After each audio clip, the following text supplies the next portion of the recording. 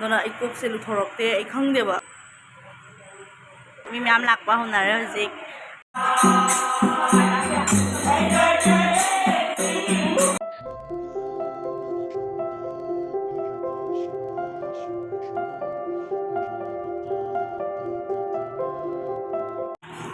Hello ma'am, welcome back to my channel. Ado ma'am, donja akhoi ni se hojik akhoi nunu kaino da ngai re ba ma tuition tawri siga kono lage ado da tuition tawri ado ngai re ba ai moi da ga sile e ba arong mara dai la ga university di la ai moi da oina lai re asi se si da ma bio gi tuition tawri ba torok tri hojik pa hoi se akhoi nunu lo ba lai ne ba do ma hojik ba torok tri ado gi sorok da pham gare don ta di phajana pham gare Hi. ai jang ada ngai re mi mo sum jeo Hi, ma'am. Hi, ma'am. Good evening. good evening ado ngale ga mula ge ke taw ba khot pa ai se kui re lak pa oje ma lau pa thok lai ne sorok tri ngak tang ngai minerasi nana ngan tang ana lak ta na pung ni pan ma ta dri ai sendel dong ala sendel ulia sendel adu gai furit chena inau nu pi gi furit loi li chala la ai ngasi ingi do gini mayam lipstick chu jaw de game chu jaw de toy ba pai lo jare angang ama chawpok chawpok kai Shri Devi kai morning meal nang nambi đâu ra cha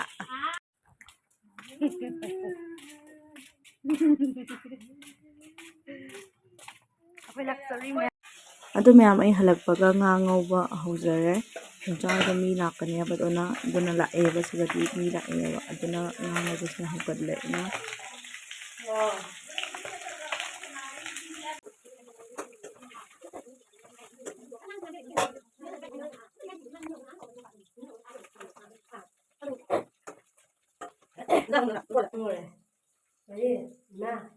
Video lo. Yes. Ano to ini? Pas mau sini. Kita mau di live. Hi guys. Hello ma'am. Yae tale nang di ibo Ya, feel. Koi jakum faja bada. Ngatin. Nasi janubi makut jeng doi ni. Hoi hao hai bi đâu Hai đi. Hinjang khotpa hujare ado hojik kobi ka kalanji maru ga alu ga tawa thande ne hagen Hello ma'am ado agi video do marak ta takre hairi aise okhodan chai de mi la e ba mi so train bharga chatoi ba Bangalore da adugi wakan mandana adugi chak pijara khochara laraga nongalaga tan horaga ina thadokre ado laraga nga tumho da bai nung thang tumho da bai amu hippaga amu kaino tawre ba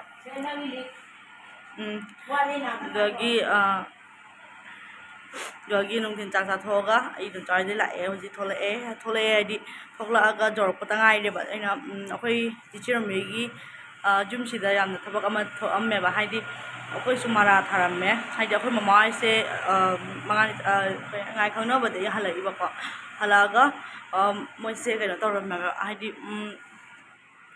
teacher mina ingona phone tawraga lau waina haire ba haidi kaino gi moi su trina tawdeba moi gi nung thangda adugi dona ai kokse luthorokte ai khangdeba like from mane habase dona hojik ta luthoi hojik nung din dare sanda dare pung kano tare haipata pung mari ta tore mari ta ba chamanare ba adona hojik ai makokse luthoroka hojik chalage tare fi angoba amlitle aduga gi hojik chatlani mayam ado tap tap na dum ulage wari se am sang re mal hojik chalage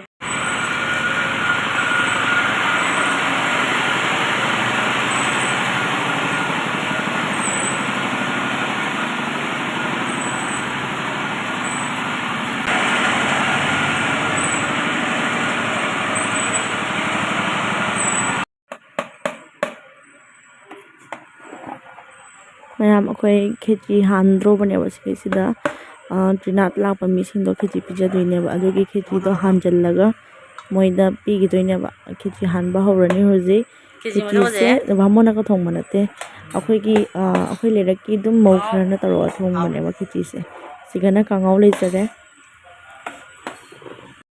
ꯑꯩꯁꯦ ꯁꯤꯒ ꯈꯨꯗꯩ ꯃꯇꯦꯛ ꯑꯉꯧꯕ ꯑꯃꯅ ꯃꯀꯣꯛꯁꯤꯗ ꯁꯜꯂꯦꯕ ꯃꯁꯝ ꯇꯥꯅꯤ ꯍꯥꯏꯅ ꯈꯦꯆꯤꯗ Hai mày ăn tao ra. Hai mẹ tao hai mẹ hai nó Asuma ayo hai ma'am ai kheci chatori. ꯑꯩꯈꯣꯏ ꯈꯦꯆꯤ ꯆꯥꯗꯣꯔꯦ ꯃꯤ ꯃꯌꯥꯝ ꯂꯥꯛꯄ ꯍꯧꯅꯔꯦ ꯍꯧꯖꯤꯛ ꯑꯩꯈꯣꯏꯒꯤ ꯆꯤꯆꯔꯃꯤꯒꯤ ꯃꯃꯥꯒꯤ ꯑꯩꯈꯣꯏ ꯃꯥꯟꯇꯣꯟꯒꯤ ꯀꯩꯅꯣ ꯃꯄꯥꯝꯒꯤ ꯀꯥꯡꯕꯨ Menang pai menang. Pukul mana per siapa kakak? Pukul berapa? Emang apa? Itu tambah tiga atau berapa nih?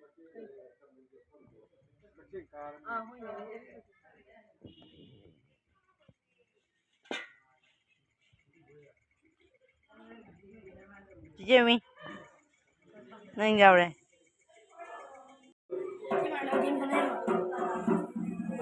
ꯊꯣꯛꯑꯗ ꯑꯥꯗ ꯊꯣꯛ ꯌꯨꯊꯣꯛꯑꯃ ꯉꯁꯤꯒꯤ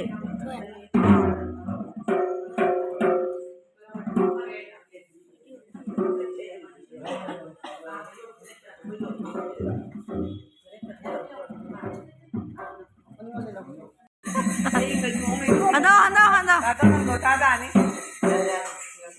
Hai. Lên nha. Phải bác em nào mới rồi đấy.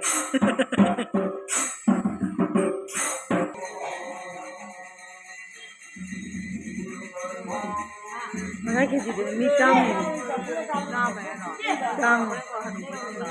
Đi. Sana, bên đâu này?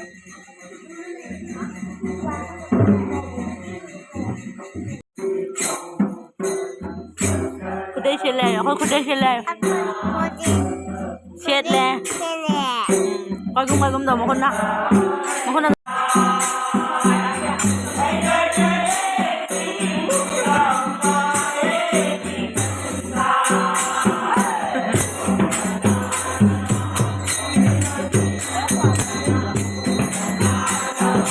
Akhoi phala jen ba loi gare hojik se mo hau gare Aku deh. Omi. Hao Ini lagi. Ako kheci bunga. ꯑꯗꯣ ꯃꯌꯥꯝ ꯑꯩ ꯌꯨꯝꯗ ꯍꯜꯂꯛꯑꯦꯕ ꯑꯗꯨꯗꯣ ꯇ꯭ꯔꯤꯅꯥꯠꯁꯨ ꯂꯣꯏꯈꯔꯦ ꯌꯥꯝ ꯁꯥꯡꯅ ꯇꯧꯈꯔꯦ ꯇ꯭ꯔꯤꯅꯥꯠꯇꯣ video ꯅꯝꯍꯧꯗ꯭ꯔꯦ ꯑꯗꯨꯅ ꯚꯤꯗꯤꯑꯣꯁꯦ ꯁ꯭ꯋꯥꯏꯗ ꯂꯣꯏꯁꯤꯟꯖꯔꯒꯦ ꯃꯌꯥꯝ ꯅꯨꯡꯉꯥꯏꯕꯤꯔꯒꯗꯤ ꯂꯥꯏꯛ ꯁꯤꯌꯔ ꯑꯦꯟ ꯁꯕꯁꯀ꯭ꯔꯥꯏꯕ ꯇꯧꯁꯟꯕꯤꯔꯝꯃꯣ ꯑꯩꯒꯤ ꯆꯦꯅꯦꯜꯁꯦ ꯃꯊꯪ ꯚꯤꯗꯤꯑꯣꯗ ꯎꯅꯔꯁꯤ ꯕꯥꯏ ꯕꯥꯏ